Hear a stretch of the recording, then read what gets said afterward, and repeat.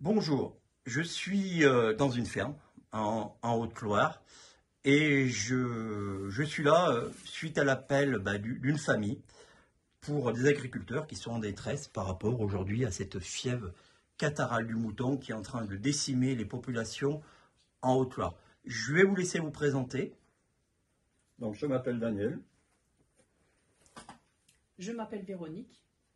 Mais fièvre catarrhale du mouton, comme je le précisais, est en train de décimer toutes les populations d'ovins dans notre secteur et partout.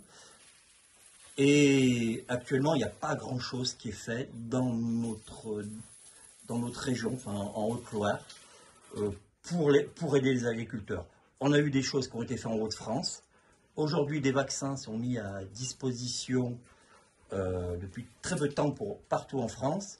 Mais il faut savoir que les vétérinaires ne les ont pas et qu'il y a plusieurs variants du virus, de ce moucheron, qui fait que les vaccins ne seront pas très utiles. Et une fois que la bête malade est touchée, eh ben, le vaccin ne sert plus à grand-chose.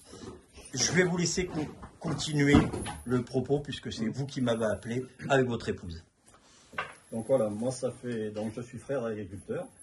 Ça fait 8 jours que je suis venu à la campagne et je fais donc 2 constats. Le premier, c'est que la maladie, la fièvre catarrhale ovine, j'en ai entendu parler. Donc j'essaie de suivre un petit peu les actualités. Ce que je vois, c'est qu'on en parle en Belgique, en Haute-France, dans l'Isère, dans l'Ariège, la Haute-Loire, zéro. La Haute-Loire, on a l'impression qu'elle n'existe pas au niveau national. Donc ça, c'est le premier constat. Le deuxième, c'est l'état du cheptel au niveau de la Haute-Loire. C'est catastrophique. J'en ai pour preuve, mon frère est agriculteur. C'est une catastrophe. Tous les jours, c'est des cadavres. Donc ça, c'est le premier constat. Qu'est-ce qu'on fait pour les bêtes? Pour l'instant, rien. Qu'est-ce qu'on va faire à l'avenir? Il semblerait que peut-être, que des interrogations, des vaccins peut-être, mais pour l'instant, ils subissent. Ils subissent et c'est tous les jours, on compte les cadavres. Moi, tous les matins, je vais avec mon frère, tous les soirs, je vais avec lui, et on compte les cadavres. Et pourtant, moi, ça me prend, j'aime les bêtes, moi aussi, donc s'ils font ce métier-là, c'est parce qu'ils aiment leurs animaux. Donc, ça, c'est le premier constat. Bon, ils subissent. Alors, c'est pour ça, je vais vous couper, c'est pour ça que je suis là, vous m'avez appelé, et j'ai senti qu'il y avait une détresse. La détresse est au niveau des agriculteurs, des agricultrices, mais au niveau aussi de la famille qui aujourd'hui est impuissante et qui subit de plein fouet. Et il faut savoir que je suis ici avec une famille d'agriculteurs. Pour des raisons, effectivement, justement, de cette détresse, c'est très difficile de parler pour eux. Donc, je vous remercie d'avoir accepté de parler. Et c'est beaucoup d'agriculteurs et d'agricultrices en Haute-Loire qui sont touchés aujourd'hui par rapport à cette fièvre. Je vous laisse continuer. Donc le premier constat, c'est au niveau des animaux. Certes, les animaux, ils sont malades, ils meurent. Il n'y a pas d'autre sujet à dire à ce niveau-là, c'est comme ça. Le deuxième constat, et c'est ce qui me crève le cœur, c'est qu'est-ce qu'on fait pour les agriculteurs? Les agriculteurs, ils sont malades, comme leurs bêtes en ce moment. Et moi, ça fait 8 jours que je suis là, ils ne voient personne.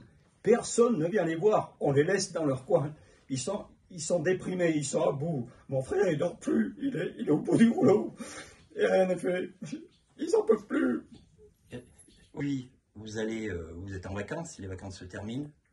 Il y a meilleur comme vacances. Et aujourd'hui, qu'est-ce que vous aimeriez dans les jours qui viennent, parce qu'on va dire peut-être dans la semaine, pour aider votre belle-sœur, aider votre frère? Moi, ce que je ne comprends pas, c'est que pourquoi ils sont tout seuls. Alors, je jette la pierre à personne, mais il y a des syndicats agricoles, il y a des groupements, ils cotisent à la MSA. Pour les cotisations, tous les mois, ils les font. Mais personne ne vient les voir. Moi, j'ai envie de dire, mais sortez de vos bureaux, et venez les voir, les gens. Venez leur parler, les soutenir, ne serait-ce que moralement. Je sais très bien que vous n'allez pas leur apporter un remède aux moutons. Les moutons, ils meurent. On ne peut que les laisser mourir. Mais venez voir les agriculteurs. Venez voir. Venez les aider moralement. Moralement, ils ont besoin de gens. Ils sont là, ils sont tout seuls, tout seuls. Ça ne peut pas durer. On ne peut pas laisser comme ça. On peut pas, on n'a pas le droit.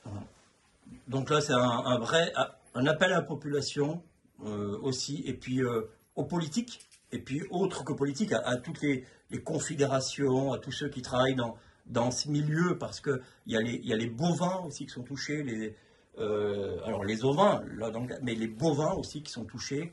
Donc en fait, et ça se passe chez nous localement. Les moutons y tombent et les agriculteurs pour le moment sont très seuls.